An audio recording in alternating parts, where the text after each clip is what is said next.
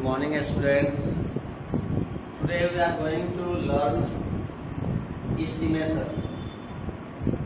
This is the very important points of class 6 subject math.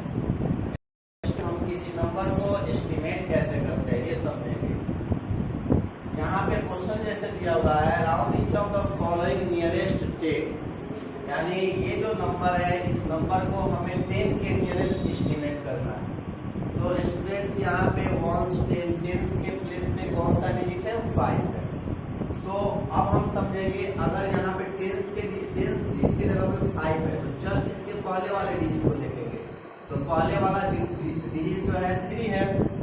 अगर यहाँ पे जो डिजिट है जस्ट पहले वाला अगर डिजिट जो है अगर लेस देन 5 होता है तो एस्टिमेट करते टाइम 5 को 5 ही रहने देंगे और इस डिजिट के बदले 0 का यूज करेंगे। यदि अगर यहाँ पे जो ये डिजिट जो है अगर ग्रेटर देन 5 होता है नंबर को हम 6 कर देंगे और इसको 0 कर देंगे। यानी टेंस नियरेस्ट टेंस हमें एस्टिमेट करना है तो टेंस है 5 जस्ट इसके वाले डिजिट को देखेंगे। अगर ये डिजिट जो है लेस देन 5 है तो ये हो जाएगा 5 0। अगर ये वाला डिजिट ग्रेटर देन 5 है तो ये हो जाएगा 6 0। तो स्टूडेंट सॉल्यूशन देखेंगे, इसको सॉल्व करेंगे कैसे। तो सॉल्व करते टाइम लिखेंगे इन 53 the ones digit is 3 ones digit is 3 which is less than 5। ये 3 जो है 5 से लेस देन है। Therefore the required rounded number जब ये 5 से लेस देन है तो ये हो जाएगा 5 0। सो राउंडेड नंबर इक्वल टू हो गया 5 0। सेम वैसे ही इसको भी जो है टेंस के नियरेस्ट एस्टिमेट करना है तो वैसे ही सॉल्व करेंगे।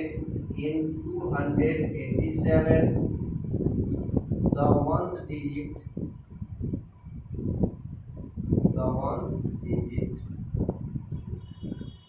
स्टूडेंट्स इसमें ones digit कितना है 7।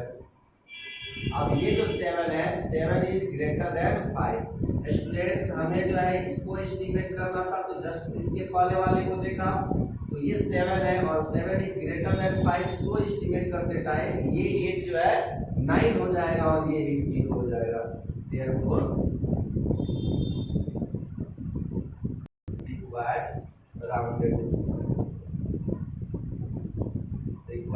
राउंडेड नंबर इक्वल टू 8 2 तो वैसे ही रह जाएगा 2 और ये हो जाएगा 9 और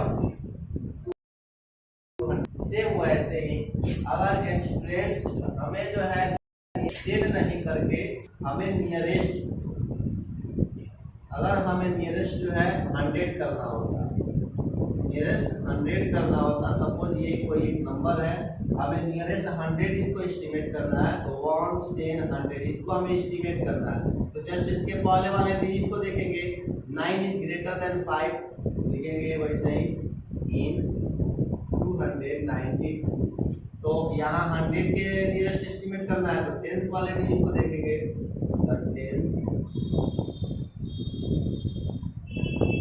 digit is 9 which is greater than 5। therefore required rounded equal to हो जाएगा ये ग्रेटर देन 5 है तो ये इसको हम ग्रेटर कर देंगे। 2 है तो क्या कर देंगे 3 और बाकी ये सब क्या हो जाएगा इस वाला सब 0 हो जाएगा यानी 300। वैसे ही अगर हमें जो है 100 के 1000 के नियरेस्ट करना होगा। सपोज अगर एक नंबर है इसमें हमें 1000 के ये नियरेस्ट जो है हमें एस्टिमेट अगर करना होगा तो 1 10 100 1000 इसको अगर एस्टिमेट करना है तो जस्ट इसके पहले वाले को देखेंगे। यहाँ पे 9 है ये 5 से ग्रेटर है तो इसका एस्टिमेटेड नंबर हो जाएगा ये ग्रेटर हो जाएगा 7 0 0 0। अगर यहाँ पे 2 3 6 5 है और 1000 के नियरेस्ट एस्टिमेट करना है तो 1000 डिजिट कितना है 2 और 2 के जस्ट पहले कितना है 3 3 इज लेस देन 5। ये 5 से लेस है तो इसको 2 ही रख देंगे ये हो जाएगा 2 0 ये एस्टिमेट हो जाएगा 2 0 0 0। तो स्टूडेंट्स ऐसे ही दिया हुआ है एक्सरसाइज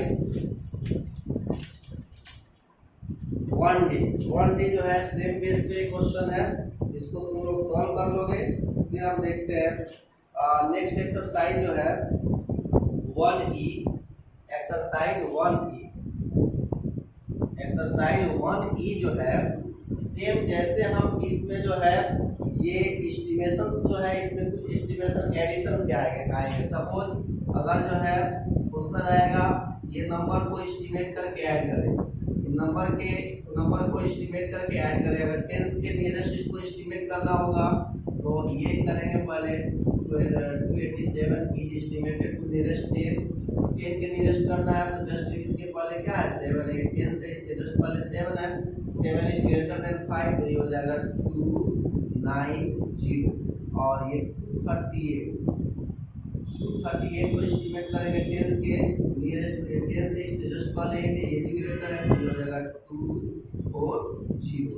अब हम क्या करेंगे ये हमें ये सम करेंगे 290 और 40 को क्या कर देंगे ऐड कर देंगे, ये मेरा आंसर हो जाएगा ऐड कर देंगे। तो अभी जो ये हम लोग जो है समझे इसी आधार पे एक्सरसाइज 1E और एक्सरसाइज 1E है और इसी आधार पे जो है आप एक्सरसाइज 1E और 1D और 1E को कंप्लीट करोगे। फिर नेक्स्ट है एक्सरसाइज 1F। 1F में ये मल्टीप्लाई है, सॉरी 1E में मल्टीप्लाई है। जैसे एक्सरसाइज 1E में देखना है 38 मल्टीप्लाई 63, इसको हमें एस्टिमेट करके जो है प्रोडक्ट फाइंड करना है। तो 38 इज एस्टिमेटेड अप टू ये 10 3 है और इसके जस्ट पहले वाला 8 है यानी ग्रेटर देन 5 है तो ये हो जाएगा 40 यानी 38 is estimated up to 40। Same वैसे ही 63 इज एस्टिमेटेड अप टू, यहाँ 63 है तो 1 डिजिट जो है 3 है तो ये लेस देन 5 है तो 60 हो जाएगा। देयरफॉर प्रोडक्ट हमें फाइंड करना है, लिखेंगे प्रोडक्ट इक्वल टू 40 मल्टीप्लाई 60, इसको मल्टीप्लाई करके 2400 ऐसे हम लोग आगे कर लेंगे। फिर 1F जो एक्सरसाइज है 1F जो है ये डिवाइड है, इसको भी सेम वैसे ही 1F जो एक्सरसाइज है एक्सरसाइज 1F ये है 87 डिवाइड 28। तो स्टूडेंट्स वैसे ही लिखेंगे 87 is estimated up to 87 estimate होगा 90 के नियरेस्ट और 28 is estimated up to 30। Therefore quotient find करना है, therefore quotient equal to 90 divide 30, 30 से 90 में डिवाइड करेंगे 3, ये हमारा आंसर हो गया।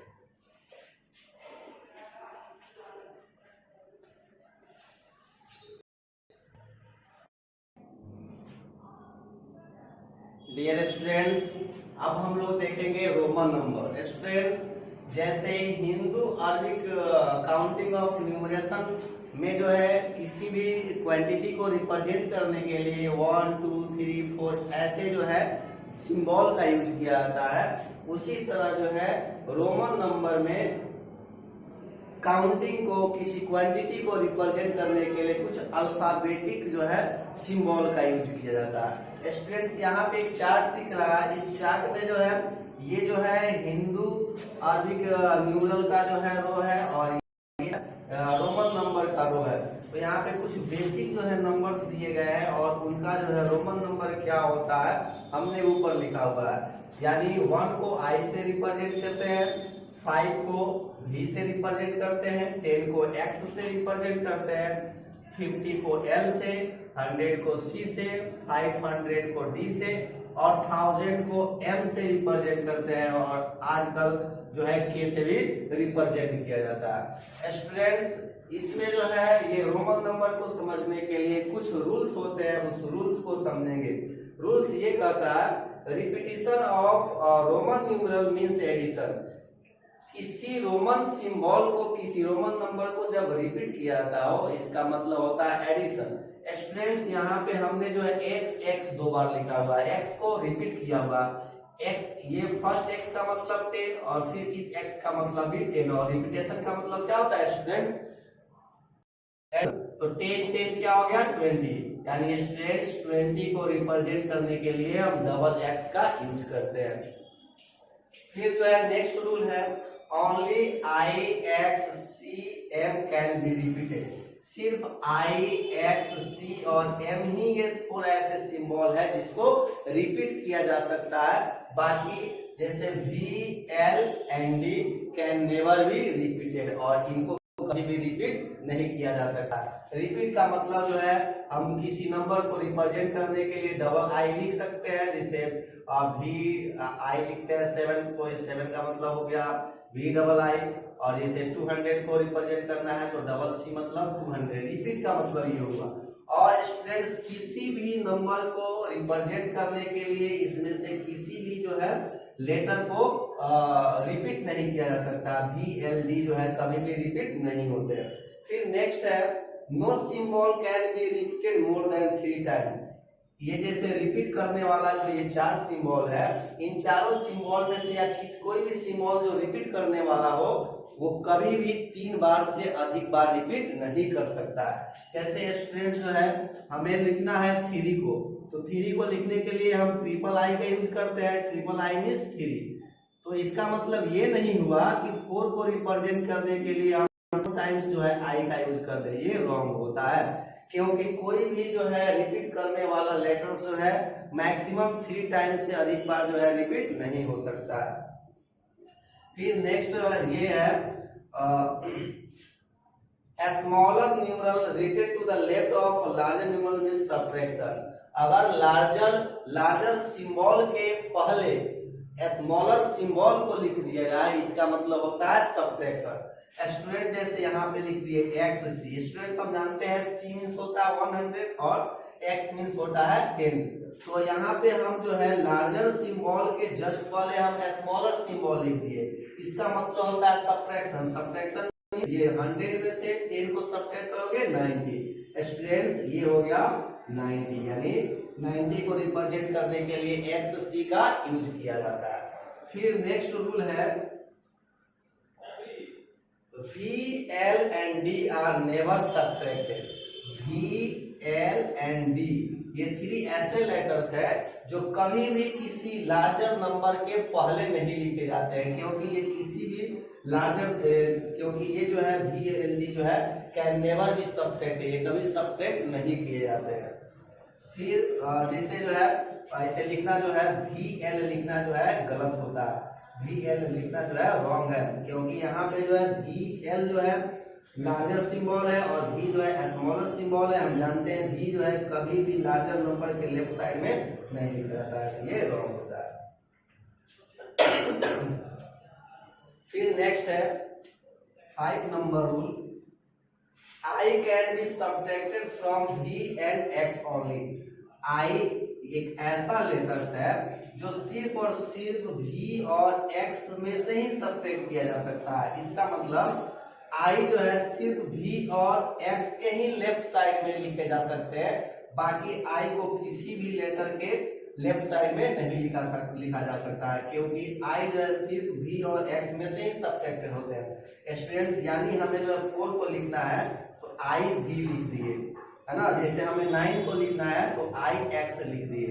इसका मतलब नहीं कि 499 I और D ये लिखना रॉन्ग हो गया, ये लिखना क्या हो गया रॉन्ग हो गया, क्योंकि ये रॉन्ग हो गया क्योंकि ये D जो है लार्जर नंबर है और I जो है स्मॉलर नंबर है, और हम जानते हैं I जो है V और X के अलावा किसी भी दूसरे लेटर के लेफ्ट में नहीं लिखे जा सकते हैं, और यहाँ हमने D के लेफ्ट में लिख दिया तो ये हो गया रॉन्ग। फिर नेक्स्ट है x can be subtracted from L and C only.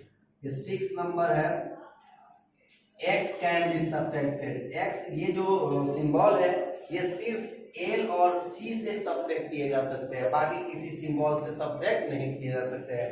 यानी x जो है सिर्फ L और C के ही पहले लिखे जा सकते हैं, बाकी x जो है और किसी ये सिंबल के पहले नहीं लिखे जा सकते हैं, बाद में लिखे जा सकते हैं बट पहले नहीं लिखे जा सकते हैं।